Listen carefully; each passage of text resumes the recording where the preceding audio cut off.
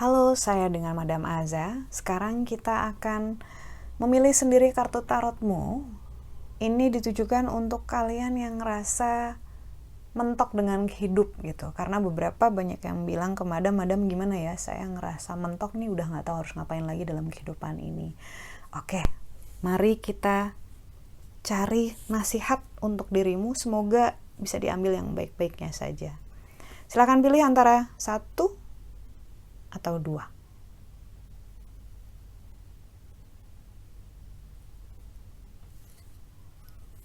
Saya bukakan sekarang untuk yang memilih 1 ya.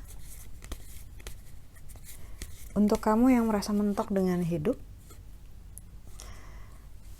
kartu yang diberikan adalah The Hangman. The Hangman ini menunjukkan orang yang digantung terbalik di bawah air. Ini kalau istilah saya sudah sial menelan tangga gitu. Kesannya seperti itu. Ini menunjukkan challenge ataupun suffering, penderitaan ataupun cobaan ataupun tantangan. Di kepalanya ada matahari, tandanya mendapatkan pencerahan ataupun hikmah. Jadi dibilang gini, sering orang menganggap penderitaan itu sebagai hukuman ataupun karma karena dulu kamu pernah gini gitu misalnya gitu ya. Padahal Tuhan itu maha pengasih, padahal Tuhan itu maha pengampun, padahal Tuhan itu selalu memberi walaupun kita tidak meminta. So, kartu The Hangman ini menunjukkan bahwa kalau kamu sedang merasa dirimu menderita, digantung terbalik gitu ya, di bawah air pula, seakan-akan tidak berdaya, tidak mampu melakukan apa-apa, hopeless dan helpless, ini sebenarnya saat yang paling bagus untuk kamu mendekatkan diri dengan penciptamu dan lebih mengenal dirimu sendiri. Kalau orang lagi diikat nih misalnya dalam satu ruangan, misalnya ditangkap, dikurung, diikat dalam satu ruangan, dia ngapain? Biasanya kan dia ngomong sama diri sendiri ya, karena gak ada teman ngobrol, gak ada gadget, gak ada siapa-siapa gitu. Yang dia punya hanyalah dirinya sendiri. Akhirnya dia melakukan pencarian ke dalam dirinya sendiri dan mungkin nih akan mencari juga sebenarnya Tuhan ada di mana sih gitu. Tuhan merhatiin saya nggak sih? Sebenarnya saya ini pernah ditolong Tuhan nggak? Atau saya pernah dapat pertolongan tapi saya nggak sadar? Apakah Tuhan meninggalkan saya atau saya meninggalkan Tuhan? Atau sebenarnya kita nggak pernah kemana-mana, cuman saling tidak bicara saja? Atau saya yang justru tidak bicara sama Tuhan? Hal-hal kayak gitu. So, kartu The Hangman bilang bahwa kamu sedang dikasih kesempatan yang berharga untuk lebih mengenal dirimu sendiri di dalam waktu yang sulit. Semoga dengan kamu lebih mengenal dirimu sendiri, lebih tahu apa yang kamu butuhkan, lebih tahu juga apa yang harus dilakukan di masa depan dengan mereview apa yang kamu punya sekarang dan masalah kamu sekarang. Nggak ada menurut saya yang namanya hukuman karena kebencian. Adanya juga pelajaran yang berharga, semuanya karena Tuhan sayang. Karena kita masih hidup sampai saat ini, jadi kita bisa memperbaiki dan mempelajari semuanya. Oke, kartu yang kedua.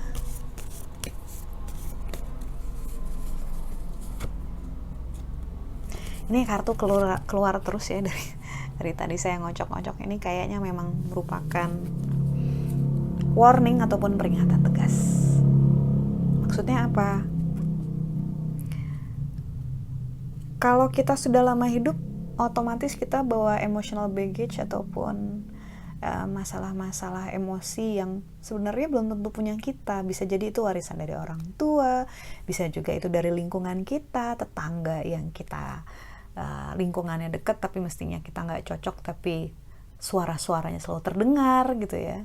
Jangan salah, tetangga marahin anaknya selama bertahun-tahun gitu ya, bisa jadi kata-kata buruknya itu nyampe ke kuping kita karena rumahnya mepet, akhirnya berpengaruh ke kita. Itu bisa karena kata-kata punya energi. That's why kalau ngomong jangan sembarangan gitu. Makanya orang bilang kan itu jelek gitu. Itu sebenarnya ada energi negatifnya di situ, jelek. Makanya orang suka bilang itu kurang bagus nak gitu. Ayo diperbaiki. Nah, itu lebih bagus maknanya. So, the devil bilang untuk melepaskan load, beban negatif yang ada dalam dirimu gitu ya. Segala rasa amarah, benci, kecewa, sakit hati sama siapapun, sama orang tua, terutama sama keluarga, kakak, adik, om, tante, tetangga, guru, ataupun orang yang pernah memberikan kamu luka. Karena luka itu bisa hidup. luka itu bisa membesar, luka itu yang jelas meninggalkan bekas, dan kalau kita lihat lukanya mungkin sudah sembuh tapi setiap kali dilihat masih kerasa sakit ya. Nah itu yang segala emosi yang belum selesai itu cobalah untuk selesaikan. Saran saya kalau misalnya memang perlu ketemu psikolog ataupun psikiater, atau buat beberapa orang merasa lebih nyaman dengan beribadah, dengan curhat sama Tuhan, dengan sholat, dengan ngaji, dengan pergi ke gereja, bicara atau konsultasi dengan pendeta ataupun dengan biksu ya. Lakukan apapun yang membuatmu nyaman dan merupakan proses pembersihan diri. Kita semua mengalami ini dan kamu gak aneh. Kamu gak aneh, kamu bukan satu-satunya. Banyak banget yang klien saya, madam kenapa saya gini, madam kenapa? Ya memang karena kecapean, keberatan dengan semua beban emosional yang ditanggung dan kita tidak pernah tahu cara melepaskan. Gitu. Semoga bacaannya bermanfaat ya. Saya doakan dari sini untuk kalian semua. Jangan lupa untuk subscribe, like, dan share. Semoga lebih banyak yang bisa terbantu dengan nasihat-nasihat baiknya. Ambillah hanya yang baiknya saja, dan yang kurang baik harap ditinggalkan. Terima kasih. Saya bukakan untuk kalian yang memilih nomor 2 bagi yang merasa sudah mentok dengan hidup.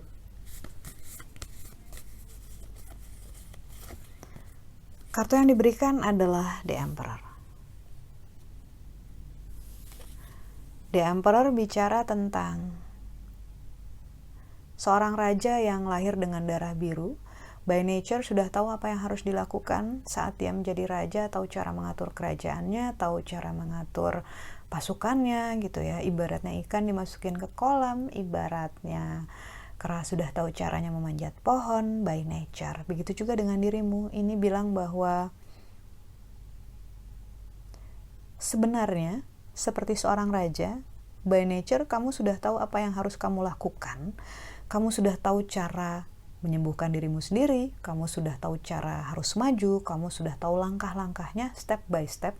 Kamu punya energi raja, kamu berbeda gitu. Maksudnya banyak orang perlu pertolongan dan dikasih contoh ataupun step by step, 1, 2, 3 kamu harus gini, harus gitu. Kamu by nature sebenarnya sudah tahu, cuma mungkin belum bisa, ataupun belum mau, ataupun belum tega. Contohnya seperti apa nih? Sebenarnya saya pengen merantau madam, saya pengen cari kerja di luar kota, tapi saya nggak tega nih, orang tua saya udah tua banget, terus saya pengen ngejagain mereka gitu. Ya sudah, itu adalah pilihan yang kamu buat dengan ikhlas, kalau ikhlas ya gitu.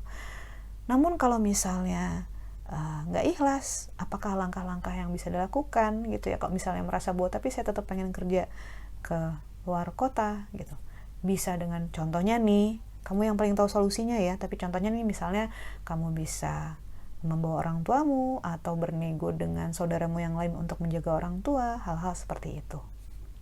So, kartu The Emperor bilang bahwa kalau kamu ngerasa mentok sama kehidupan, itu sebenarnya jawabannya kamu sudah tahu dalam dirimu sendiri apa yang yang harus kamu lakukan supaya kamu bisa lebih berkembang dan tidak merasa mentok. Kamu bukan tipe orang yang harus dikasih tahu gitu. Sebenarnya kamu udah tahu jawabannya tapi belum sanggup aja, belum bisa aja, ataupun belum tega aja, belum bisa memulai. Dan itu nggak apa. Itu bukan berarti kamu mentok. Itu berarti memang waktunya belum. Tapi kamu sudah sadar dengan adanya pilihan-pilihan itu, jadi berhentilah menyalahkan dirimu sendiri. Kamu bisa, seorang emperor itu kuat loh. Dia sanggup, dia cerdas, dia tahu apa yang harus dilakukan, dia taktis, dia strategis. So, jangan diremehkan lah, dirimu sendiri itu jangan diremehkan. Kartu yang kedua, The Hierophant. Kartu Hierophant ini bicara tentang seseorang yang memegang kitab Torah dan satu tangannya di telinga. Ini tandanya bahwa kitab Torah ini ilmu pengetahuan, informasi, pengalaman. Bilang bahwa walaupun kamu sudah merasa pinter, sudah sekolah tinggi gitu ya, punya pengalaman hidup, merasa bisa membaca orang lain, hebatlah pokoknya gitu ya. Tapi jangan pernah satu tanganmu tidak di telinga. Dalam arti sepinter-pinternya kita itu punya frame, punya bingkai ataupun sudut pandang yang menjadi kebiasaan yang belum tentu benar. Dalam arti kita ini nggak seobjektif yang kita pikirkan, kita seringkali subjektif dan itu normal. That's why kita selalu satu tangan ada di telinga, dalam arti upayakanlah mendengar masukan dari orang lain. Jangan anggap orang lain itu kurang penting ataupun kurang cerdas atau nggak kayak kita. Siapapun orang itu, apapun pekerjaannya gitu ya, berapapun umurnya, dia punya sudut pandang yang berbeda, yang kalau kita bisa pinter-pinter nih ngolah masukannya, omongannya, ceritanya gitu ya, itu bisa jadi suatu hal yang berharga buat kita. Sudut pandang yang berbeda membuat kita bisa memperluas wawasan kita. So, jangan, menghargai diri itu bagus sekali dan penting, tapi jangan sampai ketinggian egonya sampai ngerasa nggak perlu belajar lagi. Banyak orang yang nggak sadar bahwa mereka mentok karena mereka berhenti mendengarkan untuk memahami, tapi mendengarkan hanya untuk menjawab. Mendengarkan hanya untuk menyanggah, hanya untuk ngasih makan ego sendiri bahwa saya lebih dibanding kamu, saya lebih ngerti dibanding kamu. Terlalu banyak tapi kalau diomongin. Nah, itu diingatkan untuk kamu. Semoga lebih bahagia, semoga lebih berkembang di masa depannya, semoga semakin sukses. Yang baik-baik saja saya doakan untukmu. Jangan lupa untuk subscribe, like, dan share. Semoga kalau misalnya dengan di-share, lebih banyak orang yang terbantu ataupun mendapatkan manfaat.